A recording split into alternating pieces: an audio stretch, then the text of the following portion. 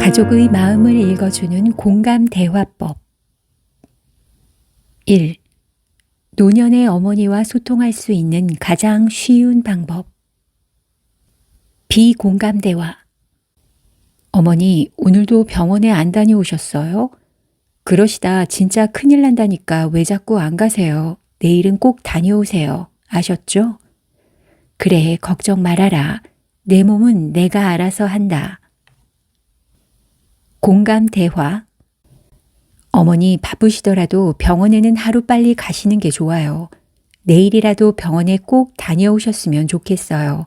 정말 걱정이 많이 되거든요. 아셨죠? 그래, 알았다. 내 걱정해 주는 건 역시 자식밖에 없구나. 내일은 꼭 다녀오마. 어머니를 공감해 주고 인정해 주는 대화를 하자. 아리스토텔레스가 설득의 3요소로 제시했던 인격, 논리, 감정은 청자의 이성과 감성에 영향을 미치는 중요한 요소이다. 이 3요소는 오늘날까지도 커뮤니케이션의 승패를 좌우하는 역할을 하고 있다. 특히 이것은 대화 상대가 누구인지에 따라 혹은 커뮤니케이션의 목적이나 의도에 따라 그 강조하는 요소가 달라질 수 있다. 사실 우리가 노년의 어머니와 대화를 할 때 가장 많이 하게 되는 실수는 바로 논리적인 접근이다. 우리도 모르게 왜 그러셨어요? 이유가 뭐예요? 등 논리적인 이유를 캐묻거나 설명을 요하는 질문을 많이 던지는 것이다. 하지만 노년의 어머니에게는 절대적으로 논리보다는 감성으로 접근해야 한다. 어머니를 공감해주고 동조해주며 인정해주는 대화를 해야 한다. 그런 면에서 어머니와의 대화에서는 1대 2대 3 대화 원칙을 활용하면 매우 효과적이다. 여기서 1은 한 번 말하라는 뜻이고 2는 2번 들으라는 말이며 3은 3번 맞장구 치라는 의미다.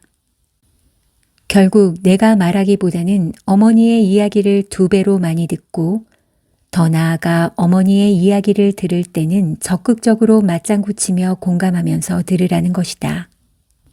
이것이 감성적인 노년의 어머니와 소통할 수 있는 가장 쉬운 방법이다. 노년의 어머니와 대화할 때는 SES 기법을 기억하자. SES 말하기 법칙, 곧 심플, 간략하게, easy, 쉽게, short, 짧게를 적용해 말하는 것도 중요하다. 예전보다 부쩍 집중력이 떨어진 노년의 어머니에게 길고 복잡하게 말하는 것은 금물이다.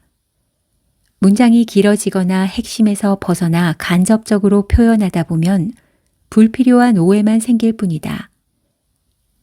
특히 뭐뭐 하지 않을 수 없다, 별로 나쁘지 않다 같이 애둘러 말하는 이중 부정은 부정의 메시지로 받아들여질 가능성이 높다.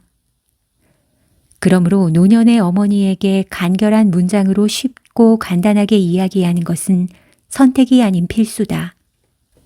또 상황을 설명하거나 설득을 하는 대화에서는 바로 눈앞에 그림이 그려지듯 구체적으로 생생하게 표현하는 것도 잊지 말아야 한다. 그런 측면에서 의성어나 의태어의 사용, 어머니가 익히 알고 계신 사물에 적절히 비유해 설명하는 것은 이해에 도움이 된다. 기본적으로 여성은 남성보다 감성적인 대화를 좋아한다. 그것은 실제 메시지의 내용보다는 그 메시지를 담아내는 목소리나 말투, 표현 방법 등에 더 민감하다는 뜻이다. 그러므로 노년의 어머니와 대화할 때에는 평소보다 음색이나 말투에 더욱 신경을 쓰고 같은 말이라도 긍정적이고 좋은 표현을 사용하도록 노력해야 한다. 노년의 어머니들은 모든 말을 곧이곧대로 다 믿는 천진난만한 어린아이와 같다. 조금은 닭살스러운 표현일지라도 어머니의 엔돌핀 상승을 위해 자주 건네자. 공감 대화야말로 최고의 효도다. 사실 요즘 할머니들은 할머니라 부르기 민망할 정도로 곱고 젊어 보이는 분들이 많다. 오죽하면 버스에서 학생이 자리를 비켜주면 고맙기보다는 늙어 보이는 것 같아 서글픈 생각이 든다는 말까지 나올까. 그런 면에서 어머니는 어쩜 늙지도 않으세요. 어머니랑은 역시 대화가 참 잘 통해요 등의 칭찬은 어머니의 마음을 정말 젊게 만들 수 있다. 언어는 사고를 지배한다고 했다. 흔히 사고가 언어를 지배한다고 생각하지만 실제로는 우리가 어떤 언어를 자주 사용하느냐에 따라 사고가 결정되는 경우가 무수히 많다. 의식적으로라도 긍정적인 언어를 자꾸 사용하다 보면 사고도 긍정적으로 바뀌고 마음도 즐거워져 다시 긍정적인 언어를 사용하게 되는 순환 구조다. 어머니가 젊게 살 수 있도록 노년의 늙은 할머니가 아닌 중년의 멋진 여성으로 대하길 바란다. 노년의 어머니에게 말벗을 해드릴 때는 대화 컨텐츠도 중요하다. 어머니가 걱정할 만한 근심을 한 보따리씩 불어놓는 것보다는 어머니가 흐뭇한 미소를 지을 수 있는 기분 좋은 이야기를 꺼내기 바란다. 노년의 어머니들은 자식 걱정에 한숨을 쉬기보다는 자식의 효도를 받으며 여생을 즐겁게 보내야 한다. 어머니가 좋아하는 이야기, 공감대를 형성할 수 있는 이야기라면 모두 다 괜찮다. 지금까지 어머니에게 받은 사랑, 이제 어머니께 갚아드리자. 따스한 눈빛으로 어머니의 이야기에 귀 기울이며 다정한 말벗이 되어드리자. 이러한 공감 대화야말로 어머니 살아생전에 해드릴 수 있는 누구나 마음만 먹으면 할 수 있는 최고의 효도이다. 2. 부드러운 카리스마로 가족들을 이끄는 가장의 대화법. 언젠가 한 설문조사를 보니 자녀들이 가장 싫어하는 유형의 아버지는 가족의 의견을 존중하지 않는 강압적인 아버지였다. 이런 아버지들은 가족이 외식을 해도 메뉴를 혼자 결정하고 여름에 피서지를 선택할 때 역시 일방적으로 정한다.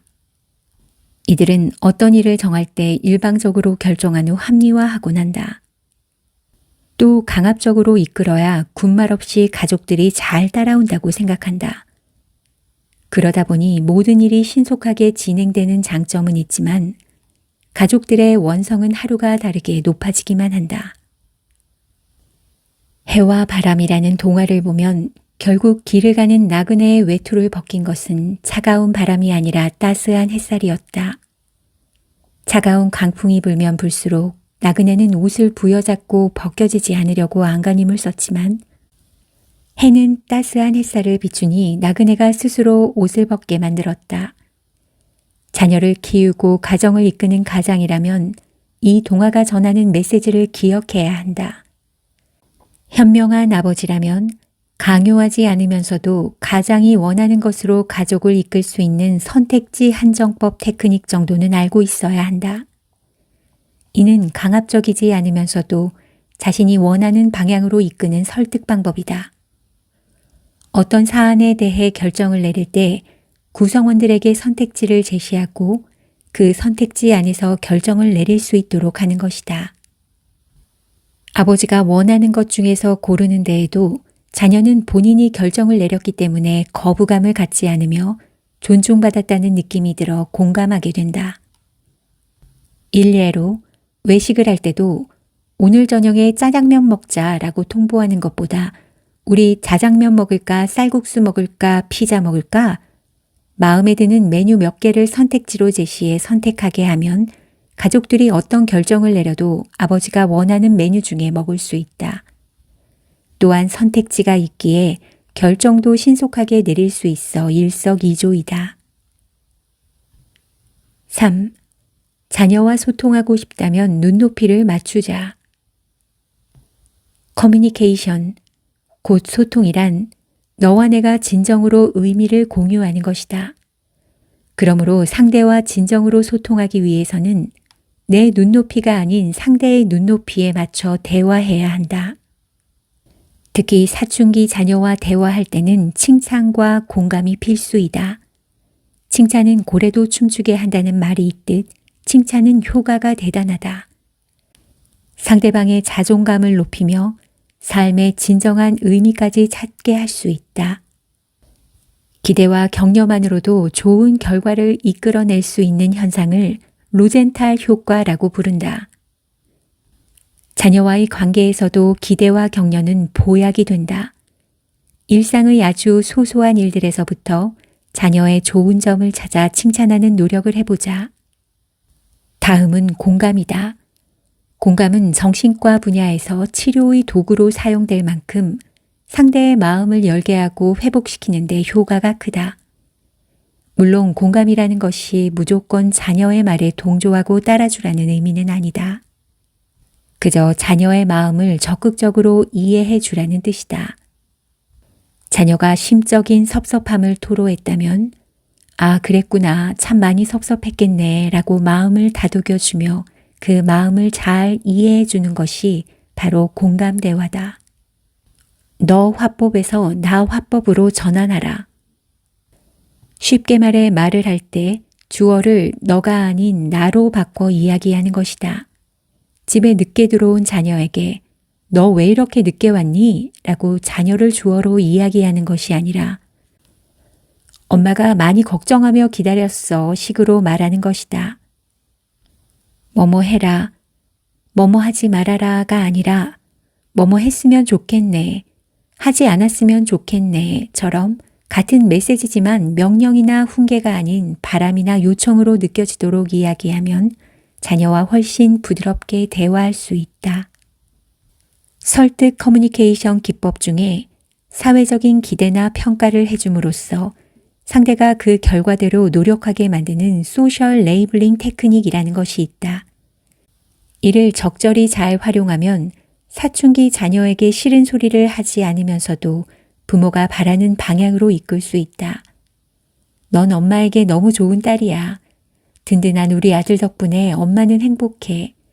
누가 뭐래도 아빠는 너를 믿어 라고 말한다면 자녀는 진정 좋은 딸이 되기 위해 든든한 아들이 되기 위해 언제나 믿음직스러운 아들, 딸이 되기 위해 부모의 기대에 부응하고자 노력한다는 것이다.